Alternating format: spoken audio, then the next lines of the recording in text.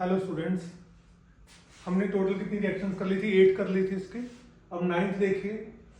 Ninth reaction क्या है? सब न्यूक्लियोफिलिक सब्स्टिट्यूशन रिएक्शन है। टोटल 11 रिएक्शंस है हमारे पास। Substitution by hydrosulphide group, formation of thioalcohols. तो इसमें हम CH3 CH2Br प्लस NaSH के साथ रिएक्ट करेंगे, मतलब सोडियम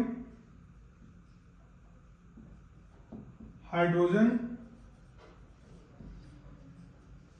सल्फाइड, और हम पोटेशियम हाइड्रोजन सल्फाइड भी यूज कर सकते हैं। NaSH यूज कर सकते हैं और KSH यूज कर सकते हैं। होगा क्या कि ये जो Br है ये Na के साथ ज्वाइन होके अलग हो जाएगा और SH आपका जाके इसके साथ अटैच हो जाएगा। तो हमारा क्या बन जाएगा? इथेन थायोल्स बन जाएगा, या हम उसको नाम देंगे थायो अल्कोहल्स। ठीक है, समझ आ गया आपको? अब नेक्स्ट देखिए। आपको हेलोल्केन हेलोरीन अच्छी तरीके से समझ आ रहा होगा, मेरे ख्याल से। मैं आराम से करवा रहा हूँ, स्लो करा रहा हूँ, हर चीज करवा रहा हूँ। ठीक है, तो करिए साथ साथ।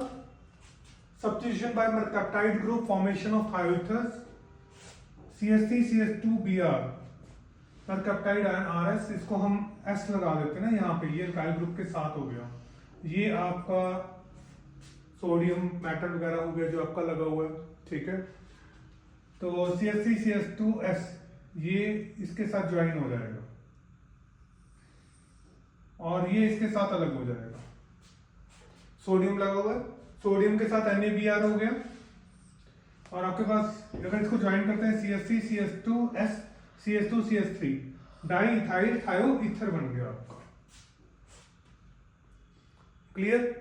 और हम इसको दूसरे मेथड से प्रिपेयर कर सकते हैं बाय सोडियम और पोटेशियम सल्फाइड, ये यूज कर लीजिए अल्कोहल एंड वाटर की प्रेजेंस में, तब भी आराम से बन जाएगा। ठीक है, ये वाला जो पोर्शन है ये आपको यहां पे चला जाएगा और इसका डबल ये इसके साथ अटैच हो जाएगा, तो आपका डाइइथाइल थायोईथर बन गया प्लस 2 NaBr। तो किसी भी मेथड से बना सकते हैं। ठीक है, नॉलेज होनी चाहिए आपको। बाकी चैप्टर खत्म होने के बाद मैं इसके इंपॉर्टेंट क्वेश्चंस वगैरह का भी वीडियो बनाऊंगा।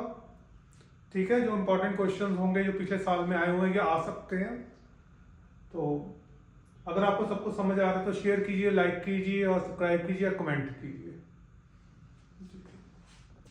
तो लास्ट रिएक्शन न्यूक्लियोफिलिक सब्स्टिट्यूशन की 11, substitution by alkyl group, formation of alkynes, मतलब हायर अल्काइंस बनाएंगे हम इसमें।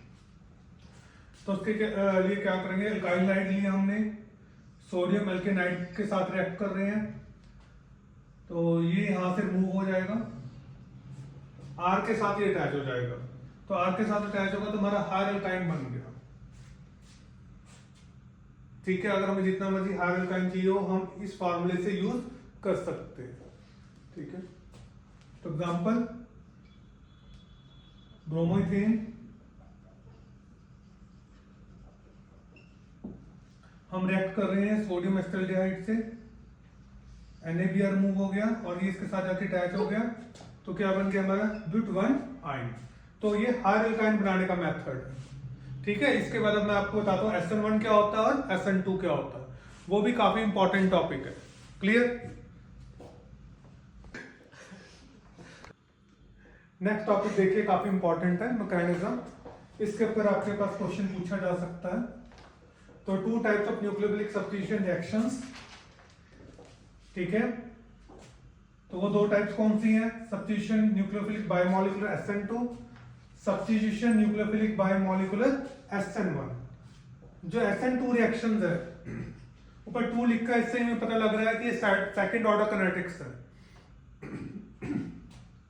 SN2 is a 1 step reaction, एक स्टेप में होती है, and it is second order kinetics. Second order है।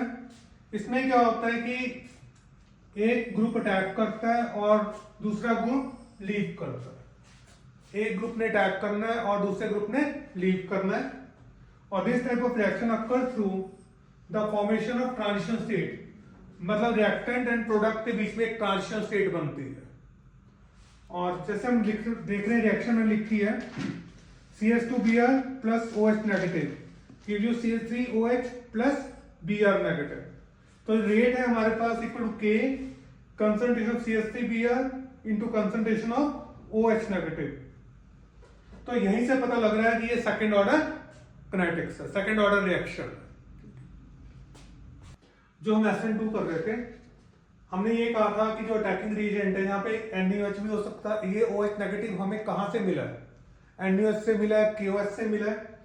तो ये OH नेगेटिव आपका यहाँ पे अटैक कर रहा है और Br आपका यहाँ से लीव करेगा।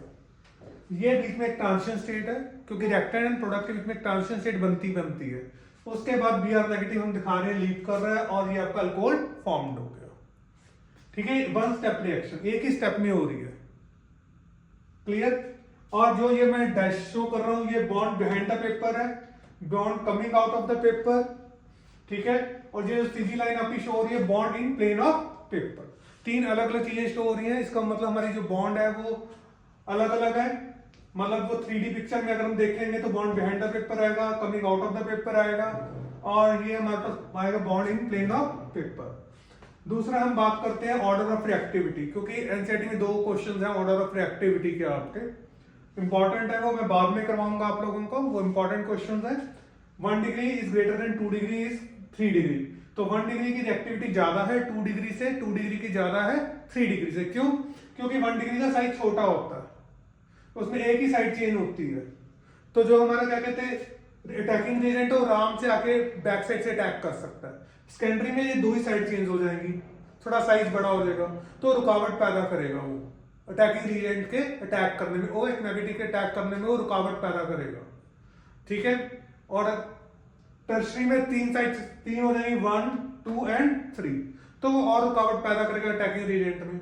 जो ये रुकावट पैदा करते हैं साइज के हिसाब से रुकावट पैदा होती है, इसी को हम स्टेरिक हिंड्रेंस कहते हैं।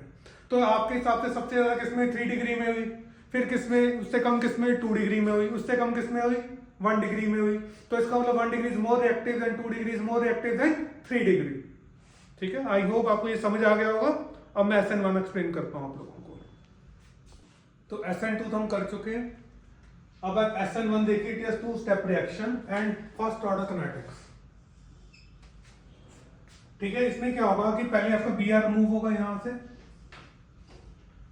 ये जो कार्बन का इलेक्ट्रॉन है वो भी Br अपने साथ ले जाएगा, ब्रोमीन अपने साथ ले जाएगा, और ब्रोमीन नेगेटिव आ जाएगा और ये पॉजिटिव आ जाएगा। इसको हम क्या कहेंगे, कार्बोकैटायन या कार्बोकेशन, जो आप पढ़ते हो, जो भी आपकी प्रोनाउंसिएशन है।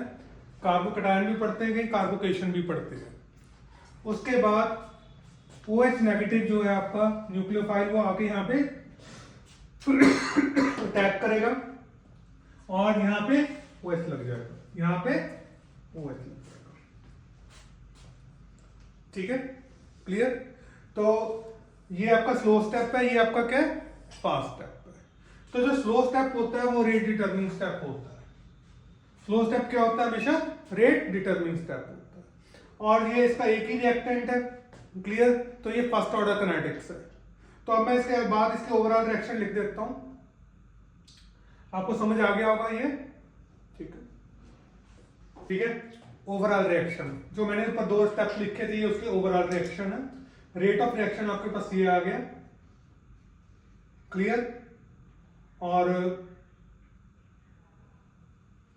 Order of reactivity 3 degree is greater than 2 degree greater than 1 degree. तो reason greater the stability of carbocation faster the reaction. अगर स्टेबिलिटी ग्रेटर है तो फास्टर इज द रिएक्शन। क्योंकि देखो आपको यहां लग रहा है कि 2 लिखे तो सेकंड ऑर्डर होना चाहिए, मतलब यही है आपका कि 2 रिएक्टेंट है तो क्या होना चाहिए, सेकंड ऑर्डर होना चाहिए। नहीं, सेकंड ऑर्डर, फर्स्ट ऑर्डर क्यों है? मैं आपको पहले कह चुका हूं, स्लोएस्ट स्टेप, जब तक आपकी जो स्लोएस्ट स्टेप है वो कंप्लीट नहीं होगा तब तक रिएक्शन नहीं होगी। तो जब भी हम ऑर्डर ऑफ रिएक्शन निकालते हैं तो हम स्लोएस्ट स्टेप लेते हैं। क्या लेते हैं? Slowest step. तो स्लोएस्ट स्टेप में आप देखोगे सिर्फ एक ही रिएक्टेंट है। ठीक है, that's why it is first order kinetics. और reactivity 3 degree greater than 2 degree greater than 1 degree, क्योंकि जितना कार्बोकैटायन स्टेबल होगा, जो हमने कार्बोकैटायन कार्बोकेशन बनाया था, वो जितना स्टेबल होगा उतनी ज्यादा रिएक्टिविटी। 3 डिग्री सबसे ज्यादा स्टेबल है, 3 डिग्री सबसे ज्यादा स्टेबल है। क्लियर? तो एक बात और देखो, अगर आपको यहाँ पे SN1 है ना, तो इसमें आप याद रख सकते हो कि SN1 इसमें 1 लास्ट में आता है, 1 इसमें सबसे कम रिएक्टिव है। ऑर्डर ऑफ रिएक्टिविटी की आपको बार बार जरूरत पड़ेगी, क्वेश्चंस करने में जरूरत पड़ेगी। वहां पे आपको दो दे दिए जाएंगे रिएक्टेंट्स, उसमें आपको ये बताना है कि इसका ऑर्डर ऑफ रिएक्शन क्या है, कौन सा फास्ट रिएक्ट करेगा, कौन सा फास्ट ही पूछेंगे, स्लो तो दूसरा अपने आप हो जाएगा। तो ये जो चीज है ये आपको जरूर याद होनी चाहिए। ऑर्डर ऑफ रिएक्टिविटी इस टॉपिक की आपको जरूर याद होनी चाहिए। क्लियर? तो आज का लेक्चर मैं यहीं पर खत्म करता हूं, ठीक है। आई होप आपको समझ आ गया होगा। तो वीडियो को शेयर कीजिए, लाइक कीजिए और सब्सक्राइब कीजिए, इससे हमें मोटिवेशन मिलती है और हम और वीडियोस बनाते हैं। एक भी लाइक बढ़ जाता है तो मोटिवेटेड हो जाते हैं, हाँ भी कोई लाइक बढ़ गया।